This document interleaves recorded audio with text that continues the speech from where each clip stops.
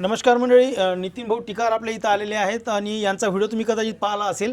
मागच्या वर्षी यांनी चना पिकावर आपलं औषधं वापरले, त्यांना जे रिझल्ट आले त्यावरून त्यांना कितीचा ॲव्हरेज बसला आपण त्या व्हिडिओमध्ये सांगितलं नाही, परंतु आज आपण त्यांच्याकडून जाणून घेऊया। भाऊ राम राम। राम राम राम। तुमचं पूर्ण नाव आणि पत्ता सांगा। नितीन गुलाबराव टिकार, राहणार तांदूर, तालुका जिल्हा अकोला। किती लोक आले तुम्ही आज? 4 लोक आलो आम्ही। कोण कोण आहेत?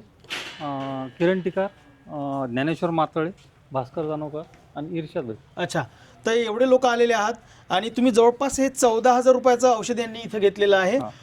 तर तुम्ही मागच्या वर्षी जे चना पिकावर आपलं औषध मारलं, तर कोणकोणते औषधं मारले आणि कितीचा ॲव्हरेज तुम्हाला बसला?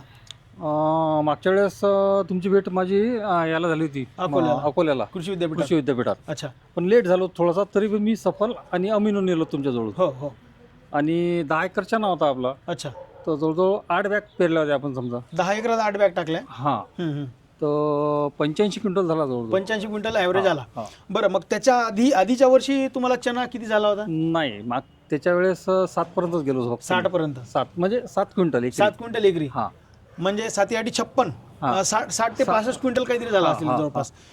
तर मंडळी जवळपास 10 ते 15 क्विंटलचा ॲव्हरेज त्यांना वाढून। बरं, वेगळं काही केलं का मग? नाही, मागच्या वर्षी काही नाही केलं, थोडंसं लेट झालं होतं, फक्त लेट झालं। आणि ह्या 2 फवारण्या काढल्या आमच्यावाल्या। तर आमचे कोणते औषधं तुम्ही मागच्या वर्षी वापरले? अमिनो आणि सफल। अमिनो आणि सफल।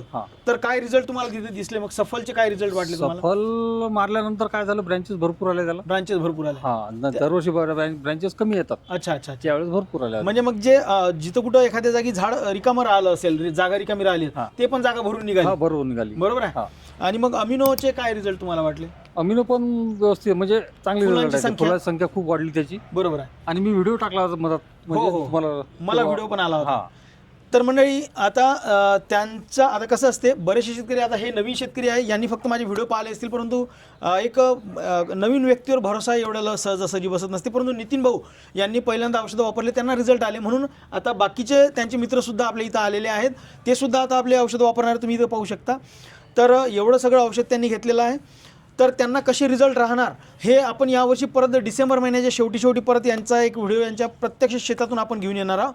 तर मंडळी इथं आल्यानंतर तुम्ही आता बाकीच्या मशीनसुद्धा आमच्या पाहिल्या। तर शेतकऱ्यांनी हे वापरलं पाहिजे का आमचं औषध? हे शेवटचा प्रश्न। 100% वापरलं पाहिजे। वेगळा काही खर्च होते का? पैसे जास्त लागते वगैरे? काहीच नाही, तेवढाच, म्हणजे आहे त्याच्यापेक्षा थोडासा कमी होतो, उलट कमी होते। ठीक आहे, तर तुम्ही शेतकऱ्यांच्या स्वतः तोंडून ऐकू शकता। बरं, नितीन भाऊ असे पहिले शेतकरी नाही की जे तुम्हाला सांगत आहे, याच्या आधी भरपूर शेतकऱ्याचे तुम्ही व्हिडिओ पाहिलेले असतील की त्यांनी रिव्ह्यू दिलेला आहे की जबरदस्त रिझल्ट आणि एकदा वापरून पाहायला हरकत नाही। बरोबर आहे ना? बिलकुल ठीक आहे। तर आता नवीन शेतकरी आहे, त्यांचं सुद्धा आपण पुढच्या वर्षी नाही म्हणता, डिसेंबर महिन्यात आपण त्यांची एकदा भेट घेऊ आणि त्यांच्याकडून जाणून घेऊया काय आपले अनुभव त्यांना राहतात ते। तर मंडळी तुम्ही एवढ्या लांबवरून, किती किलोमीटरवरून तुम्ही आले? 100 किलोमीटर। 100 किलोमीटरवरून फक्त टॉनिक घेण्यासाठी। लक्षात घ्या, कीटकनाशक, बुरशीनाशक, वरखत किंवा बियाणं घ्यायसाठी आलं तर माणूस समजते, परंतु टॉनिक सारखी साधी गोष्ट घेण्यासाठी एवढ्या लांबवरून ज्यावेळेस शेतकरी येते, त्यास रिझल्ट कसे असतील याची तुम्ही फक्त कल्पना करा। म्हणून म्हणतो मंडळी, तुम्हाला जर अशा टेक्निकल बाबी आणखी लागत असतील, असे व्हिडिओ पाहायचे असतील, माझं चॅनल जरूर सबस्क्राईब करा। धन्यवाद।